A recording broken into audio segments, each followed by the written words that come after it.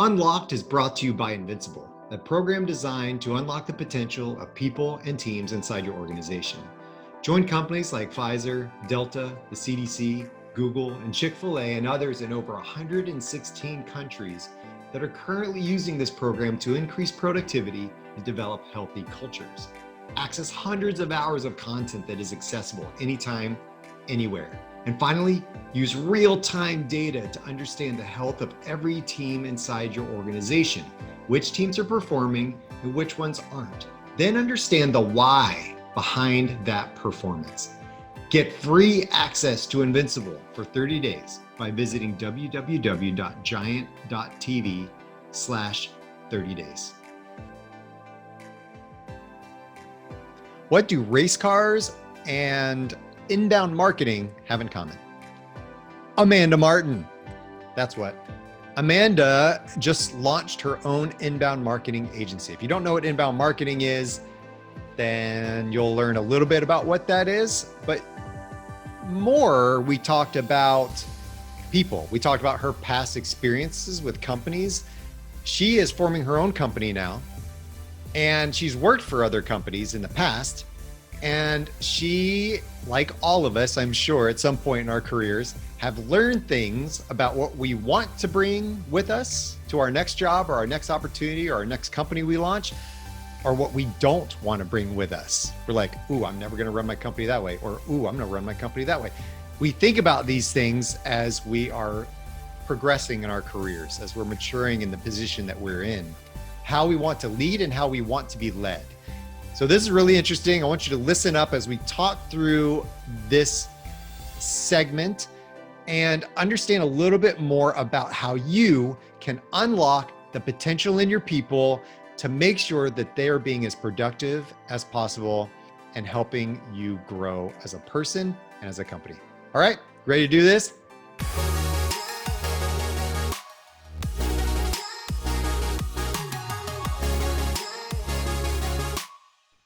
What do you think it takes to be a great leader? Because you've been in the small, you've been in the big, and now you're on your own. And now you've been able to, in the background, say, oh man, if I have my own gig, I'm never going to lead my people like that, or I'm never going to do this, or I'm going to do this, right? And now you are in your own. So expand on that a little bit. What are some lessons you've learned, and what are some things that you plan and hope to implement? So I think the main thing I've learned is that your people have to be able to feel comfortable enough with you to come talk to you about stuff, right? Like if something's bothering somebody and they don't feel like they can come to you and talk to you about something, then that's a huge disconnect for me, especially in a smaller agency. Like I've worked at a couple smaller agencies, and like you said, I've worked at one pretty substantial agency, and I don't feel like I ever had that. Maybe one agency I had where I could like actually go talk to the person and feel like that I was heard. So I feel like that's a huge opportunity for a lot of leaders to just take advantage of, just to get to make their people feel comfortable enough to talk to them about anything that comes up.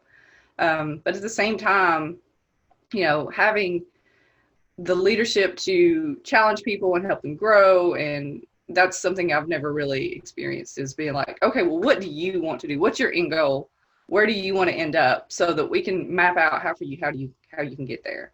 So I think those two things are always been just the pain point for me. I've never felt comfortable enough with my the agency owner or my supervisor to just be able to talk to them about the things that were bothering me. And then just never having that roadmap to like look at, my hopes and dreams, and seeing what I can do to get to where I need to get to. Yeah. And that's those two things. I mean, I'm sure there's lots of other little things, but those two big things are really the things that always kind of put extra stress on me as an employee. Okay. So you want to feel heard, number one, right? There's a stat that I put out with my coaching clients that 82% of people feel they're not heard, valued, or understood, right? And that's a huge part of feeling psychological safety inside of an organization. So number one, you want to feel heard.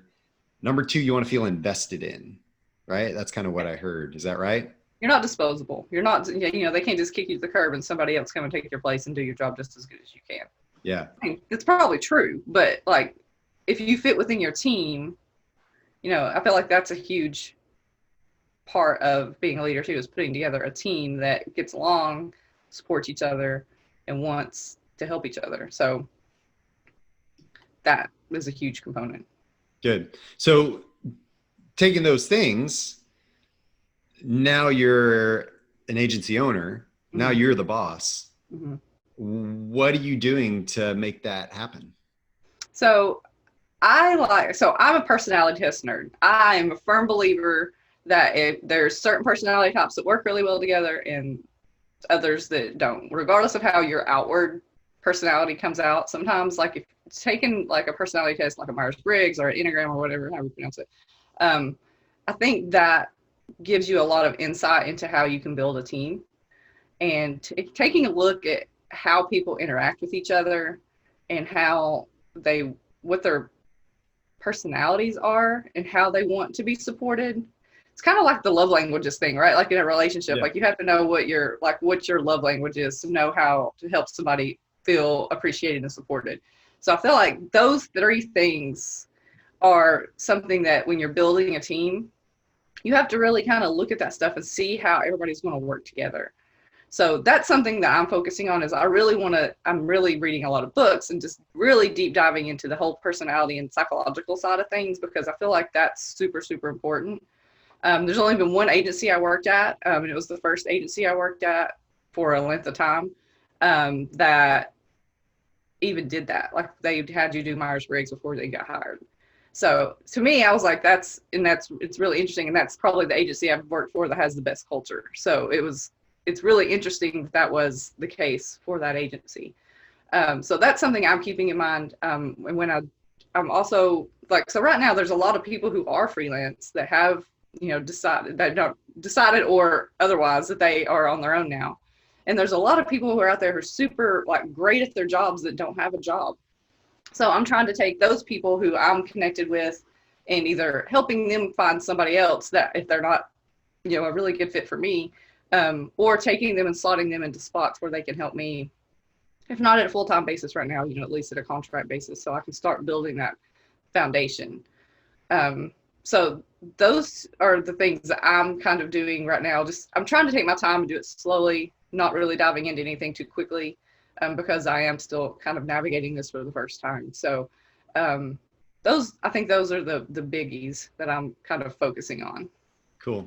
Love it. I love it. So yeah. And talking about the personality assessment stuff, and, you get some people are like, oh, that's just fluff, right? Mm-hmm. It's just a lot of fluffy stuff. And like, let's just get down to it. Like just, get it done. And I think you miss out on a lot of what makes a culture great is the fact that we can communicate and that we feel safe communicating and that we can effectively communicate and understand and sympathize with other personalities that are not like ours, So like, I'm a very extroverted, I'm an ENTJ, like 100%, like have been for the last 5 years now. If I'd taken the test 15 years ago, I definitely would not have been an ENTJ. Okay. And if I'm not at work, I'm probably more introverted than extroverted. But like, if you hire two people, even though outwardly they don't seem, for instance, like if you have somebody like me who's an ENTJ and you have a much more aggressive ENTJ who's much louder than I am, even though I am extroverted, then we're going to conflict with each other, regardless of how different you think we are on the outside. Like internally, we're basically the same person. I just don't vocalize as much as she does or he does. Yeah. And so, I mean, I feel like that's going to there's a friction point there. So that's something you have to think about especially when you're thinking about hierarchy and leadership roles and stuff like that. Like it's hard to have two people in that same kind of personality lane that's not going to conflict with each other if they're crossing paths every day. Okay. How would you talk about workplace culture? Like what is workplace culture to you? How do you define that? I know a lot of people, have, for years and years, it was, the environment, right? It was like not the environment as far as personality or how we got along. It was, we had the beer on Friday, free beer Fridays and, things like that, right? Like while that does add to the atmosphere or whatever, a lot of us are working remote, in a remote environment, you don't have ping pong tables and other stuff, right? So Right. you still have company culture. Mm-hmm. What is that to you? What does company culture mean? So like you said, I think the way I kind of always think about it is like, it's not whether you have ping pong tables in the break room, right? Like or if you have video games to take, play while you're on break. Like it's really, to me, it's always been how flexible are you? Like my daughter plays soccer. So we travel, we have games at weird times. Like there's times where I have to leave work at 3 o'clock to get to a game that's 2 hours away. Like having that flexibility, being like, hey, Wednesday I've got to leave at 5 and I'll, my stuff's going to be done, but like, don't make me sit here until 5 o'clock and punch my clock when I'm really just going to be sitting here wasting time because there's no really, I'm going to make sure my stuff's done. Mm-hmm. So things like that I think flexibility, especially now with everybody working from home, and just, I feel like it's unheard of to be like, oh, you have to come into the office every day. I mean, even before COVID, like people, especially in an agency culture, like having the ability to work from home a couple of days a week if you need to, or if you feel like you're too distracted in the office and you have a project you've got to get done, or, if your kid's sick, you don't have to worry about, oh my gosh, I can't, what am I going to tell my boss? Like that to me is completely undue stress on employees. If you're hiring somebody and you don't trust them, then maybe you shouldn't hire them. If you don't trust them to be able to do their work and get it done and work from home and be a responsible adult, then why are you hiring them to begin with? Yeah. So I think things like flexible schedules and, flexible vacation time and just, benefits are great, but that's not a culture thing, right? Like people are always like, oh, we have like all these cool things. And I'm just like, to me, it's irrelevant. Okay. So, developing a culture where it's low stress and, if you need to take off and your kid's sick, or if you're sick and you don't have to bring me a doctor's note. I worked at an agency once where I had to bring a doctor's note if I had a cold. It was terrible. I was like, wow, I don't even understand. Yeah. Like I worked at before I was in marketing, I worked in call centers a lot, like doing customer service and tech support. And I never even had to have a doctor's note for that. And I go work in this really creative, cool agency, and they required me to have a doctor's note if I was sick. And I was just like, it just didn't make sense in my brain. Gotcha. So I think those are the things that really build a solid culture. And, things like beer Fridays and having ping pong tables, like, that stuff's cool. But like, is that really helping contribute to like the actual well-being of your employees? Mm-hmm. Yeah, because nice back with a beer on Friday and work, but yeah, right. Yeah, if so everything else is out of sorts, it doesn't really matter, right? because you think about the end goal, right? The end goal is to create loyalty inside that organization to the point where people want to stay because they love it, Mm-hmm. right? They want to stay because of the way they feel when they're there. And they're just like, I love this place. I love my boss. I love the people I work with. I love the organization. Like, I love it, Mm-hmm. Now, we say that as employees. We also say that as customers, right? Like, I love this company. I love their products. I'm never going anywhere else. So that loyalty is on the outside. So you work on the outside marketing aspect of stuff a lot, right? Mm-hmm. How do you coordinate or think about how those two work, right? You're marketing to the external world for your mm-hmm. clients, helping build loyalty and recurring revenue and, those long-term customers. On the internal side, how do you think about that as a business owner now? Because you got to think about both. Like, I got to drive customer loyalty, but I also have to drive into employee loyalty now mm-hmm. with my team. Like, what's the correlation there? So I've always, and this kind of works like client loyalty.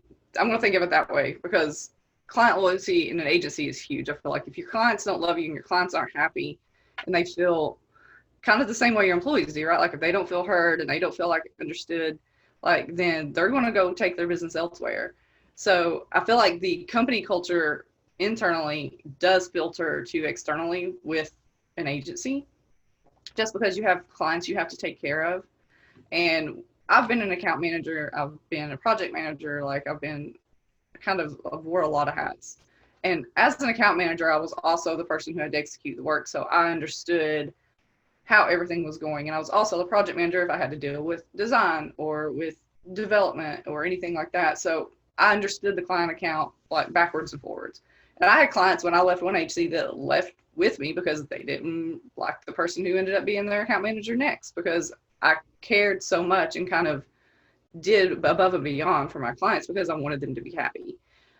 So I feel like I'm really good at that. I'm really good at the people part. Like I'm really good at getting people to understand and listening.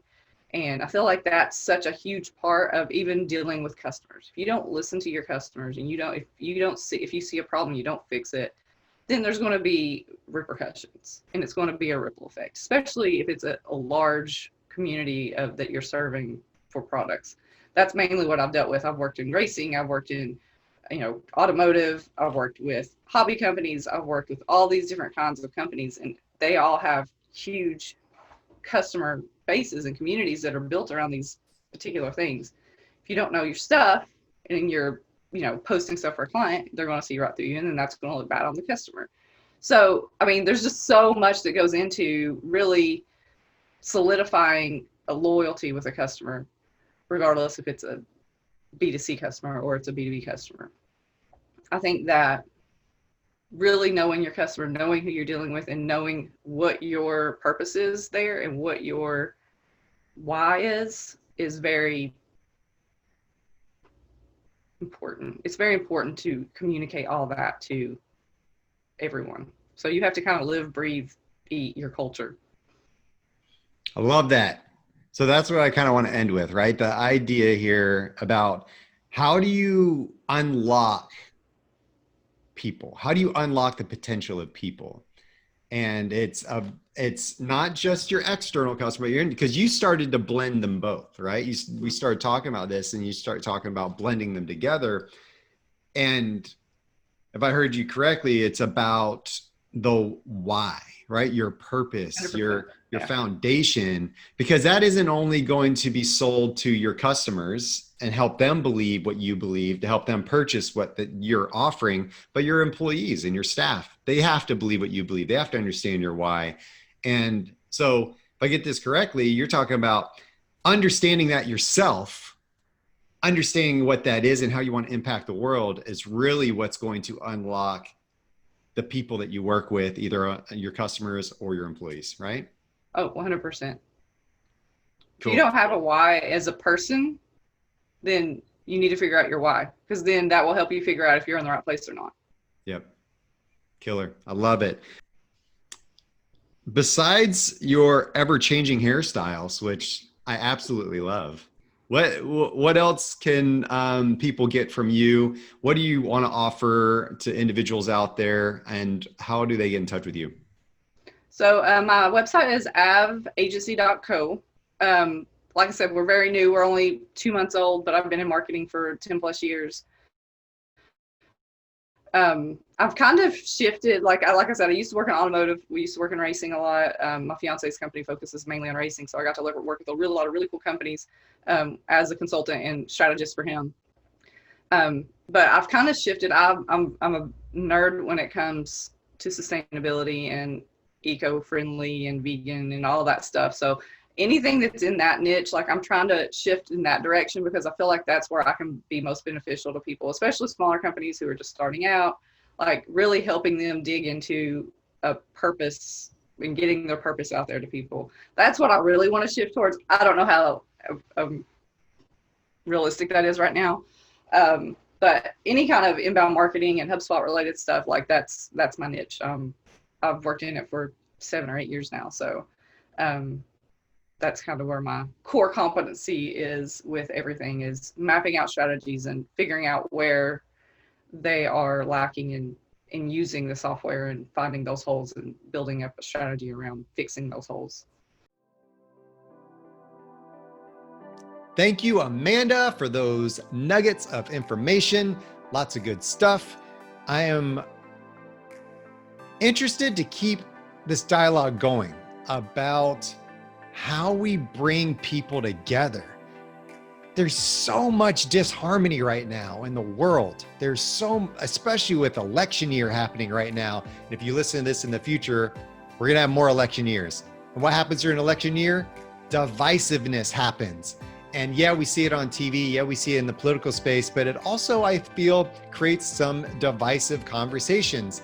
And with us as humanity and things we're going through right now, we don't need more of that. We need more transparency. We need more honesty. We need more alignment in what we are trying to achieve as humans. And this is going to help us move forward. Thank you for being here today. And remember, you can always find more of my interviews on my YouTube channel and at skotwaldron.com on my blog, plus some other free resources there to help you build better teams, build a stronger brand, and to move yourself forward. Again, this is Skot with Unlocked. I really appreciate you being here. We'll see you next time.